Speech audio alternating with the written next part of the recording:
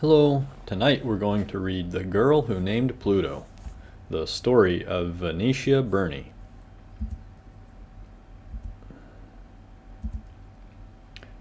Out of the classroom, down the hallway, and out the door, Venetia Burney and her schoolmates follow their teacher, leaving their British schoolhouse behind. It is the year 1930, and they are counting their steps from the sun, a circle drawn on their classroom blackboard. 39, 40, 41. Miss Claxton leads, her words as precise as her footsteps. At exactly 41 paces from the sun, they lay down a birdseed, Mercury. At 77 paces, they place a pea, Venus. Next, a larger pea, Earth. After placing a bead for Mars and an orange for Jupiter, the largest planet, they stop at 1,019 paces inside University Park. There they lay down a golf ball, Saturn. There are two more planets in the solar system, Uranus and Neptune, but Miss Claxton tells her students that they are too far away. She will let their imaginations finish the planet walk.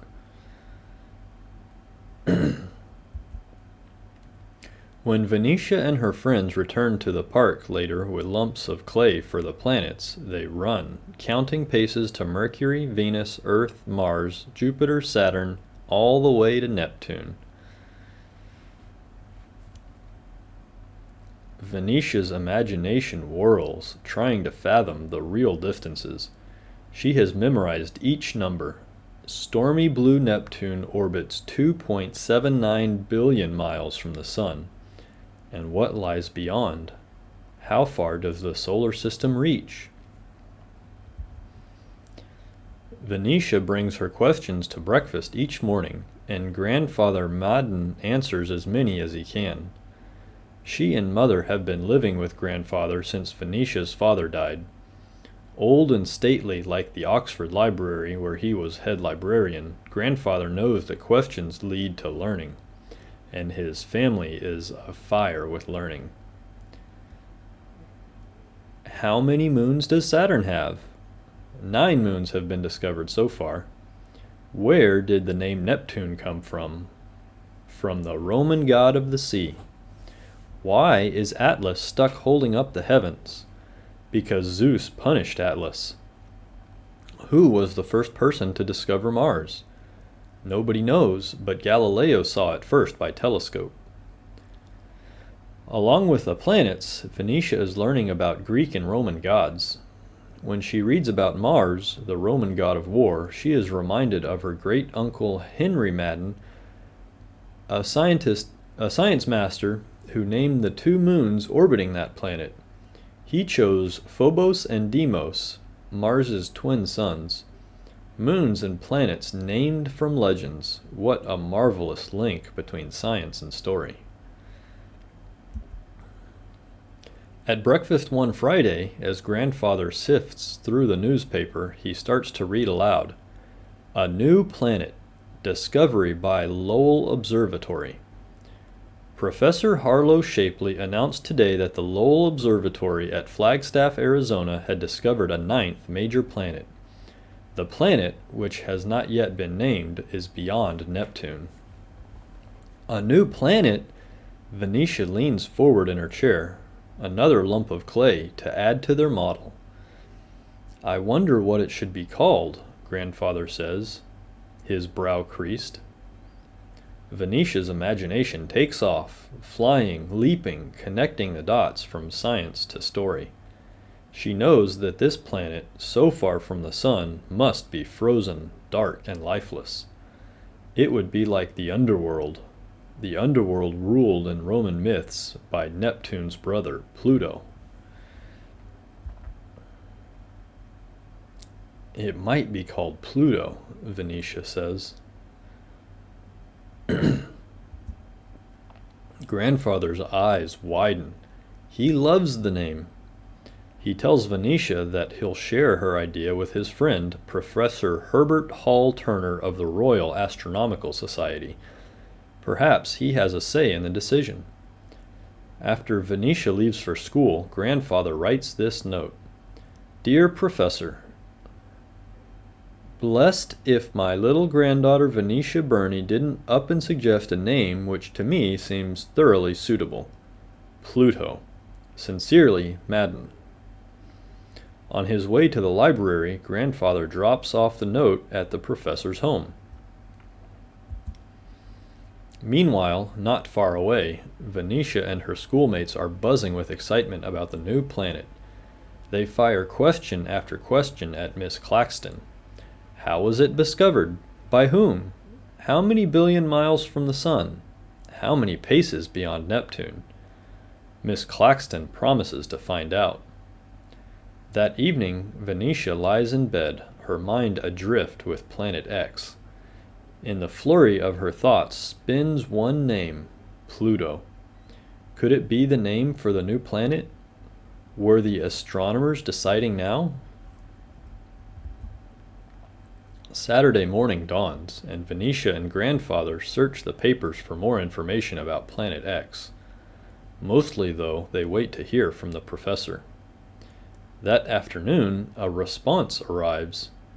My dear Madden, I got your note on my return from London. I think Pluto is excellent. We did not manage to think of anything so good at the Royal Astronomical Society yesterday. The professor's note goes on to say that he has written to the astronomers at Lowell about Pluto. It will be up to them to decide. A week goes by. At school, Venetia works on lessons in math, science, and history. At home, she and Grandfather keep busy, reading, playing, and waiting. Will the astronomers like her idea? March turns to April, and Venetia waits. April drags on. Outside, the trees sprout leaves, and Venetia waits.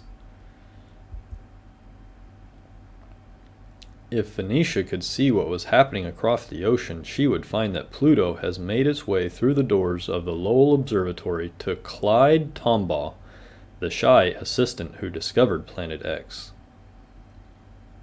Her first choice for a name? His first choice for a name, Pluto. Not only is it a perfect fit for this dark, icy world, but the first two letters are PL, the initials of astronomer Percival Lowell, who began the search for the planet.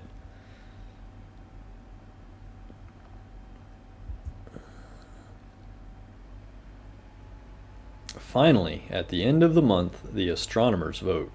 It's unanimous. The 9th planet will be named Pluto.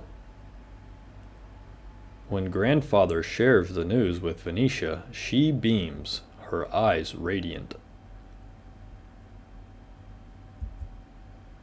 Grandfather sends a check to Miss Claxton, thanking her for teaching. With the money, the school purchases a gramophone and names it Pluto. Venetia is a hero. As Venetia grows, Pluto tilts and spins in its long, slow orbit around the sun. It shares the outer reaches of the solar system with the other spheres newly discovered by astronomers.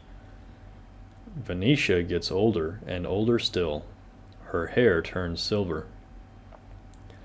And one gray July afternoon, the day before her 89th birthday, she travels to the Observatory Science Center near the southern tip of England. She has been invited to view Pluto through a telescope, her first time ever. It's raining though, and it takes a clear sky to see the dwarf planet. But as Venetia nears, the rain stops and the clouds begin to part. A lovely sunset fills the sky. Later, the darkness twinkling with stars, Venetia and the scientists climb to the observatory's dome, where the 111-year-old telescope is waiting. The scientists locate Pluto, and Venetia puts her eye to the lens. By God, she says in an awed voice, there it is, that icy sphere spinning 3.67 billion miles from the sun, many paces past Neptune, and its name is Pluto.